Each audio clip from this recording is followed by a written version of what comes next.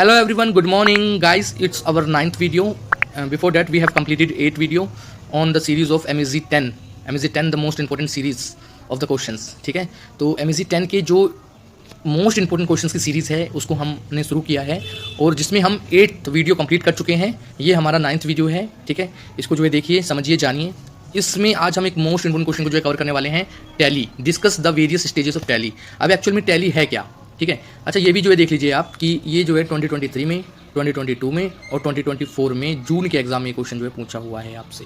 ठीक है, और उससे पहले 23 में और 22 में भी ये क्वेश्चन पूछा हुआ है। ये बस दिसंबर के एग्जाम में ये क्वेश्चन जो है नहीं आया था, बिकॉज आपका थोड़ा सा ना वहाँ पे जो दिसंबर का एग्जाम था वहाँ पे इसका जो है पैटर्न चेंज हुआ था। इसमें यूजुअली जो है 13-14 क्वेश्चन जो है पूछे जाते हैं। 3 section A, section B, section 3 में आता है। तीनों में से एक क्वेश्चन करना कंपलसरी होता है और किसी भी उसमें से आप 2 क्वेश्चन कर सकते हैं। तो तीनों में से आपको एक क्वेश्चन करना जरूरी होता है। बट जो दिसंबर का एग्जाम हुआ ना, वहाँ पे सेक्शन वाइज नहीं आया। 8 क्वेश्चन आपको दे दिए गए और उसमें से आपको 5 क्वेश्चन जो है अटेम्प्ट करने थे। ठीक है, बाकी इस एग्जाम के अंदर जितना अपना आप स्किल दिखा सकते हो, राइटिंग स्किल, थिंकिंग स्किल, जो जितना दिखा सकते हो उतना जो है दिखाना है आपको। सारे क्वेश्चन एक दूसरे से जो है इंटरलिंक्ड है, इसीलिए मैंने आपको कहा कि 1 by 1 पार्ट बाय पार्ट जो है वीडियोस आप जो है देखिए। आपको लगेगा 20 मिनट का वीडियो, 21 मिनट का वीडियो, 15 मिनट का वीडियो समय लगेगा, नहीं। लेकिन जब आप पढ़ेंगे, मैं पढ़ाऊंगा, मैं बताऊंगा आपको, मेरे नोट्स के थ्रू आप जो है पढ़ेंगे, क्योंकि मेरे भी स्टूडेंट्स आते हैं, कोचिंग चलाता हूँ, मेरे भी स्टूडेंट्स आते हैं, पढ़ते हैं, मजा आता है उनको। ठीक है ना, समय नहीं लगता ज़्यादा। ठीक है, तो आप एक बार, कल एग्जाम है आपका, उसके लिए बेस्ट ऑफ लक। अपने एग्जाम से पहले वीडियो को देखिए, पूरा जो है देख लीजिए। अगर आप देख के भी चले जाएंगे ना, आपको रटने की जरूरत नहीं है, आपको समझने की जरूरत है। ठीक है, सिर्फ और सिर्फ समझिए, ऑब्जर्व करिए कि चीज़ें एक्चुअल में है क्या। ठीक है,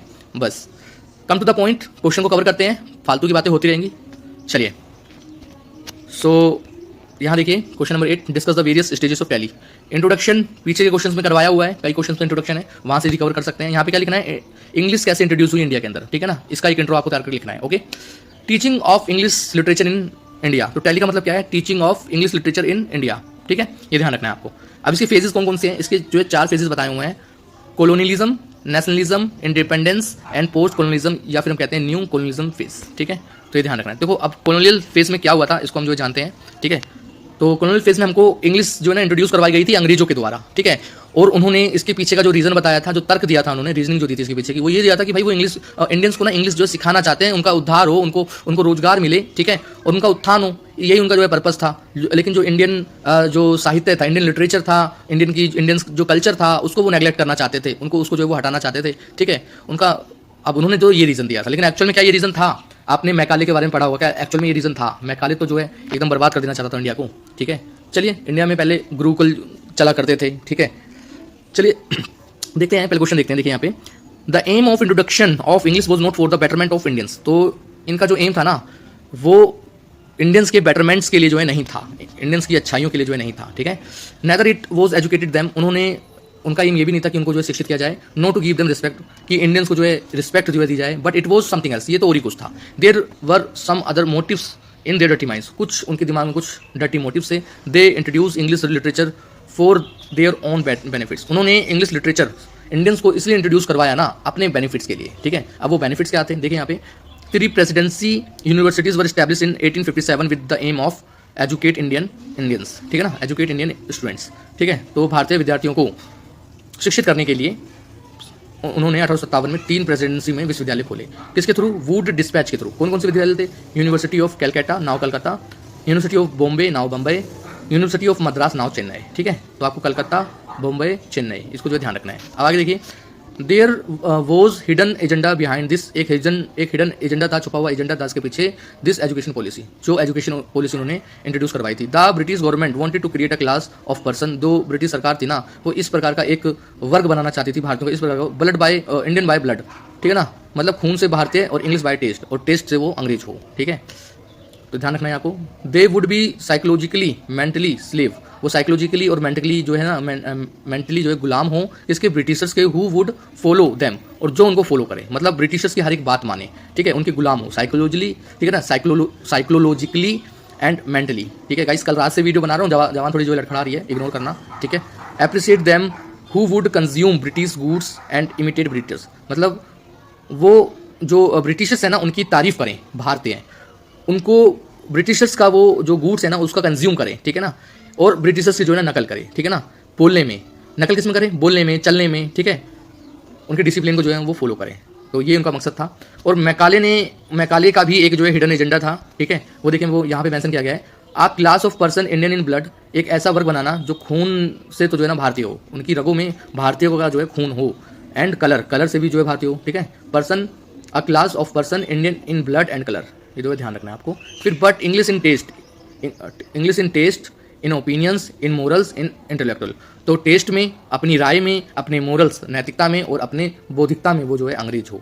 दे were taught to give respect and regard to British writings, तो उनको सिखाया गया था कि वो ब्रिटिशर्स की जो है रिस्पेक्ट करें, ब्रिटिश जो ब्रिटेन की जो इंग्लिश राइटिंग्स होती थी उनके प्रति वो जो है सम्मान व्यक्त करें, ठीक है। Their writings were considered superior, उनकी राइटिंग्स को जो है ना सुपीरियर जो है समझा जाता था of that of the writings of native authors, जो नेटिव ऑथर्स होते थे यानी कि जो अंग्रेज थे उनकी राइटिंग से आगे, ठीक है।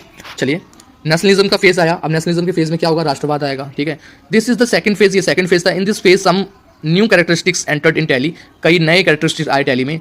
The phase of nationalism was broadly from 1900 से 1950 का फेज था ये। There were few government jobs, कुछ गवर्नमेंट जॉब्स आई उस समय पे, और Indian scholars got the opportunity and they grabbed job, तो इंडियन स्कॉलर्स को, जो भारतीय विद्वान थे उनको जो ये अपॉर्चुनिटी मिली और उन लोगों ने जो जॉब्स थी ना उसको ग्रैब कर लिया, ठीक है। मतलब with the position of importance in Indian universities, तो उन्होंने भारतीय विश्वविद्यालयों में अपनी एक महत्वपूर्ण पोजीशन जो है स्थापित करी ली। A large number of Indian English teachers, Indian English teacher जो है बहुत बड़ी संख्या में जो है टीचर चुने गए, got the jobs and left their impression of tally, और उन्होंने अपना इंप्रेशन जो है छोड़ा टैली पर कि भाई जो इंडियंस है ना वो कम नहीं है, इंडियंस ने इंग्लिश सीखी और अंग्रेजों को उन्हीं की भाषा में जो है जवाब दी, ठीक है। तो ये चीज़ थी। अब कुछ पॉइंट्स देख लेते हैं इसके अंदर। There were many people who opted for writing in their mother tongue, तो कई सारे जो है राइटर्स थे जिन्होंने अपने मदर टंग में जो लिखना जो है चुना। नॉट ओनली दिस, केवल इतना ही नहीं, दे ट्रांसलेटेड इंग्लिश वर्ड्स, उन्होंने इंग्लिश वर्ड्स को जो है ट्रांसलेट किया टू देयर मदर टंग, अपनी मातृभाषा में, और अदर इंडियन लैंग्वेजेस, और दूसरी मातृभाषाओं में। This developed a healthy relationship between Indian languages and English, तो इसने जो, इसकी वजह से क्या हुआ ना, इंडियन जो लैंग्वेज थी उसमें और जो इंग्लिश थी उसमें एक प्रकार का फ्रेंडशिप वाला जो है बॉन्ड जो है तैयार हुआ। अब भाई जब इनको मौका मिला, जब ये भाई टीचर बने तो इनको मौका मिला बाहर जाने का, ठीक है। बाहर इन्होंने कई सारी जो है चीज़ें सीखी, इनको राइट्स के बारे में पता लगा, इक्वलिटी का जो है राइट्स होता है, वुमेन राइट्स होते हैं, ठीक है, और लिबर्टी का जो है राइट्स वगैरह होता है, इनके बारे में इन्होंने जो है जाना, पढ़ा, समझा, और उसके बाद वहाँ के साहित्य को, वहाँ के जो है लिटरेचर को इन्होंने अपनी लैंग्वेज में कन्वर्ट किया, ना केवल अपनी हिंदी भाषा में, बल्कि जो भारतीय इंडियंस की जो अलग लैंग्वेजेस थी उसमें जो है कन्वर्ट किया, ठीक है। तो अब इंडियंस को जो है जानने समझने को मिला ना। The role of Indian teachers in English, in teaching English literature not only helped the English education to get an important place but also helped the use of English language in India, ठीक है।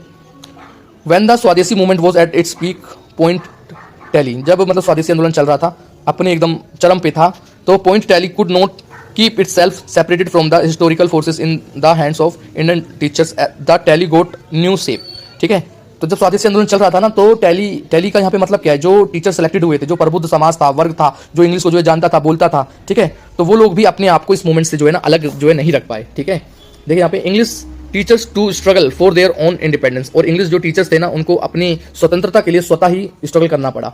यहाँ देखिए independence, अब independence हो गई, मिल गई हमें। Tally gave the new and broad thinking to Indian English teachers as well as Indian learners, it help a lot in the freedom struggle, इन्होंने जो है ना बहुत हेल्प करी हमारी फ्रीडम स्ट्रगल में। Tally is not only filled the feeling of nationalism in Indians but also become one of the medium of freedom struggle and help them a great deal in achieving independence, ठीक है guys. देखिए यहाँ पे post colonialism and new colonialism, अब इसमें क्या हुआ है, in this phase are new reasons for education were at go, ठीक है ना। तो नए कारण जो है सामने आए, क्या क्या था, a large section started getting education, एक बड़ी संख्या को जो है ना शिक्षा मिलने लगी इस पीरियड में, इस काल में जो है क्या हुआ, एक जो लार्ज संख्या थी ना इंडियंस की, उनको जो है शिक्षा मिलने लगी। There were various opportunities for higher education during this period, और यहाँ पर हायर एजुकेशन को प्राप्त करने के लिए बहुत बड़ी जो अपॉर्चुनिटीज थी। ब्रिटिश काउंसिल लाइब्रेरी, जो ब्रिटिश काउंसिल लाइब्रेरी थी, and United States information services, ठीक है, allowed western focus on Indian writings in English got popularity under all types of categories if commonwealth literature, ठीक है। तो इस पे जो है ध्यान देना है आपको। ड्यूरिंग दिस पीरियड, इस समय पर क्या हुआ, the Indian writings become the syllabus of Indian universities, तो जो इंडियन राइटिंग्स थी ना वो उनका जो सिलेबस जो था वो इंग्लिश यूनिवर्सिटीज का सिलेबस बन गया था, become the syllabus of Indian universities. तो during this period Indian writings, जो भारतीय साहित्य जो था ना, ये जो सिलेबस बन गया किसका, जो इंडियन यूनिवर्सिटीज थी उसका जो है सिलेबस बन गया, ठीक है। And got strong support from department of universities, और इनको जो है ना सपोर्ट मिला कहाँ से, डिपार्टमेंट ऑफ यूनिवर्सिटीज से, ठीक है। So guys it was your tally. I hope आपको ये वीडियो जो है समझ में आया होगा, पसंद आया होगा। यदि आपको हमारी इस वीडियो से जरा भी हेल्प होती है तो प्लीज़ हमारे चैनल को गाइस सब्सक्राइब कर लेना, वीडियो को लाइक कर देना। चैनल आपको वीडियो कैसा लगा ये हमें कमेंट करके जो है जरूर बता देना गाइस। सो गाइस मिलते हैं नेक्स्ट वीडियो में।